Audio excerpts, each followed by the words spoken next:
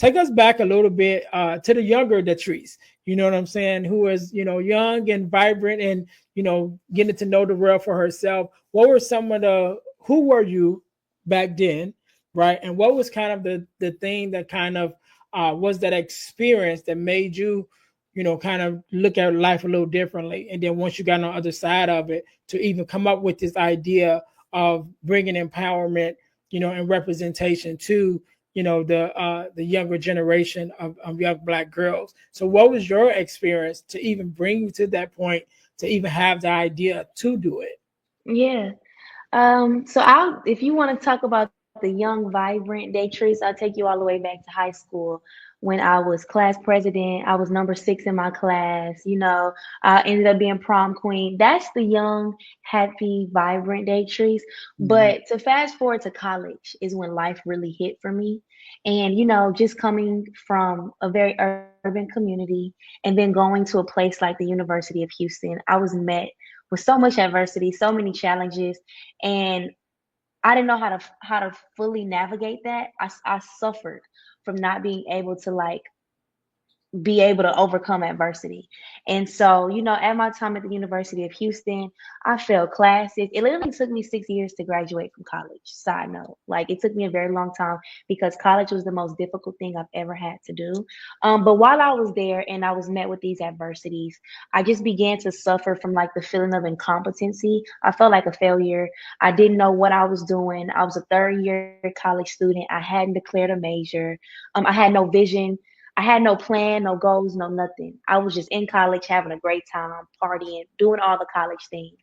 And I remember a very defining moment in my life when my friends alongside of me that came into college with me, who were the same age as me, began to go on and do like internships with Fortune 500 companies.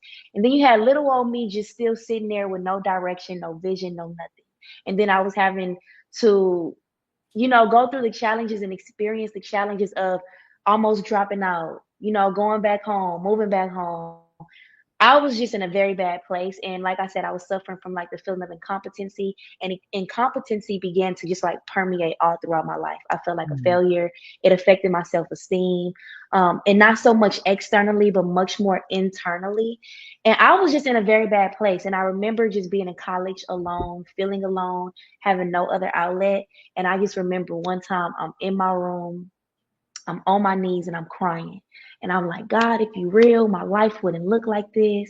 I wouldn't feel this way.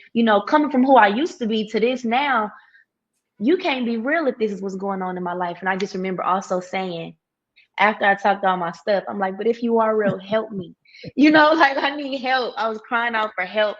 I was crying out for purpose. I was crying out for something, somewhere for me to go, something for me to do, something. And it didn't happen immediately, but in 2022, I literally got the idea of the Melanin dolls. And again, I didn't know how to do it. I didn't know exactly what to do, how to go about business. I was not experienced in this area, but I said yes, and here we are today.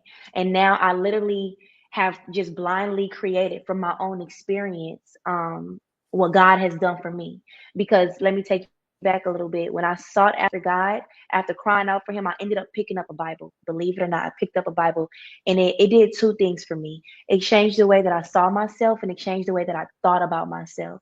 And so that's why if you look at the products that I sell today, they come packaged with I am affirmations just to reinforce the power in speaking life, to reinforce like the importance of instilling that identity, because the Bible literally instilled the identity of Christ in me. I know exactly who I am through God. And so that's very important for me to do for other little girls, to literally give them what God has given me.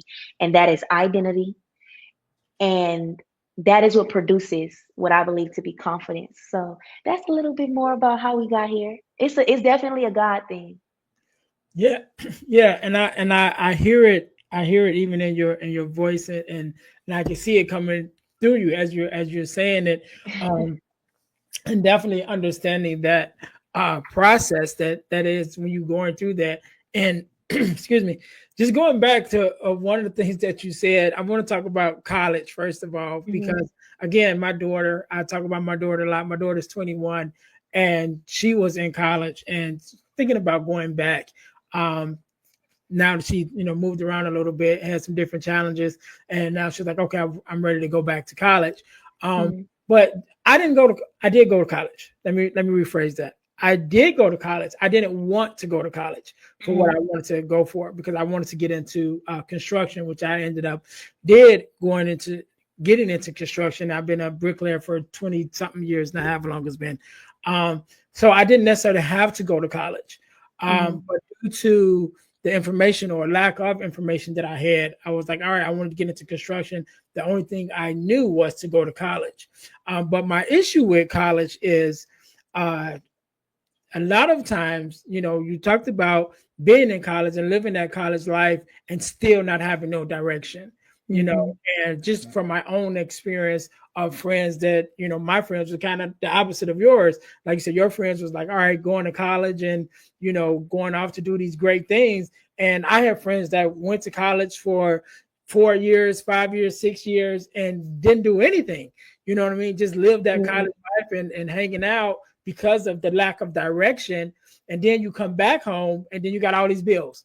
You got these loans and things that you got to pay back and nothing to show for it. And even sometimes, some of the ones that do finish may decide, if they get a job for into the area that they went to school for, you're trying to make money, but now you still got to pay this loan back. And sometimes the loan is more than what you make, so you went to school to make a That's wage real. that you can't even, really make a great living at. And so that's my thing with college. So even with my daughter, I was like, look, don't let anyone pressure you to go to college. My daughter was an honor roll student, great student, all of that. So because she's smart, everyone is like, oh, you should go to college. And I'm like, no, Mm-hmm. you should go if you want to go. That's number one. Yeah. Then you should go if wherever the direction that you want to go, if it's mandatory for you to do it. Don't just go to college just for that. If you want to have the college life, you can move to a college town and hang out. You know what I'm saying? If Yeah. that's what you want to do, but you don't have to take up on all of that debt and everything that comes with college if it's not beneficial to where you're going with your life. And so I just think a lot of Yeah. younger people should understand that, yes, it's okay to go to college, but I think you need to have a plan before you go. Because if you just Yeah. go because it's the right thing to do or something like that, then you end up going and then being lost while you're there, you know. Yeah, I can fully agree with that. I can 100% agree with that and say that if you don't have a plan, if you don't have a vision for your life and you get to college and you get lost in the freedom of college, it will definitely be time wasted. But I will say that for the person who does have the vision, who does have the goals, who know exactly who they are and what they want to do, go to college, build a network, gain connections, become educated in your field and go out into the world. But I do agree that everybody should have their individual path and it looks very different for everybody. So I agree with you. Yeah, yeah. And Hmm. you just said something that I think is very key, and that's for people who know exactly who they are.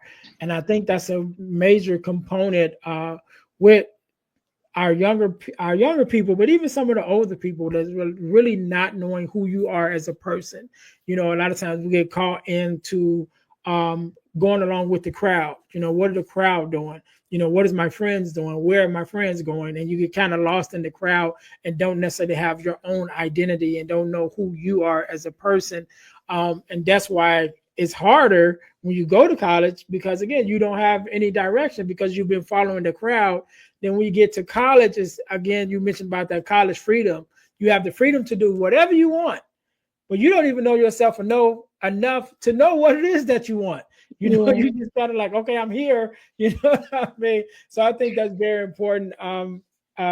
Personal development and really Yeah. getting to know who you are as a person to be able to build that plan for your life and know in what direction that you're going.